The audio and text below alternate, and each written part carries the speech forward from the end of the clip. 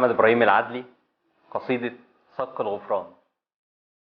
ملاك وشيطان على الكتفين بيتصارعوا ما بين ذنبي وبين توبتي، فبجمع في المعاصي سنين واتوب فجأة وحدف على الشيطان توبتي، وأعيد الكرة من تاني والوم نفسي والوم الناس، واجيب سيرة لناس قالوا أراضي الجنة في ايدينا صكوك غفران وهنبيعها بمال وبماس، واكمل ضحك واتريق واقول طب يعني بالذمة مادام بتبيعوا في الجنة اكيد برضه في ايديكم النار، سيبوها لحد من الكفار يكون مسؤول عن التعذيب، عشان لو حد من الجنة رفض يدفع في مرة ايجار.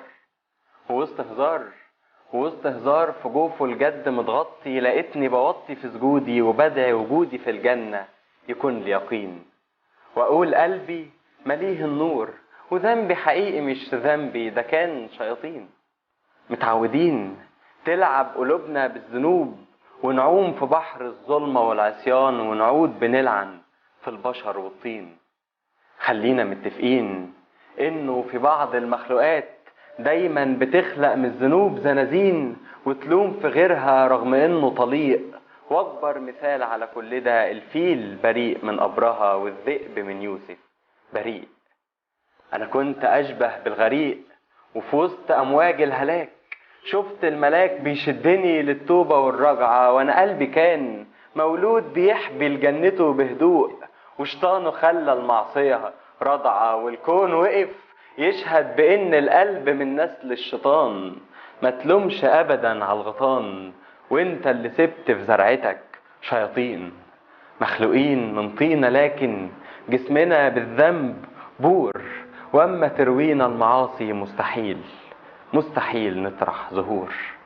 انا كنت ببني كل سور يحبس في روحي ويسد سكتها، وكأني عشمان في القبور تمنحني نور من قلب ضلمتها. معرفش حبيتها ام اني شخص كفيف وميزان شعوره اختل، كل لما احاول اتوب قلبي الغبي بيضل، محتاج شوية ظل او اي شيء بيدل قلبي لطريق مولاه.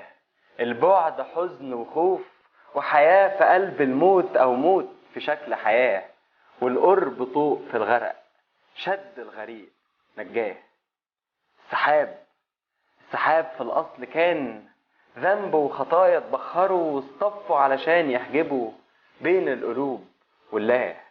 كل الملايكة اتجمعوا بيجمعوا رياح الدعاء وبيرجوا السحاب في سماه، تبكي السماء بالمطر وعينيها تلمع من شعاع البرق، وتشوف بكاها على المدى في الأرض يروي من جفاف الخلق.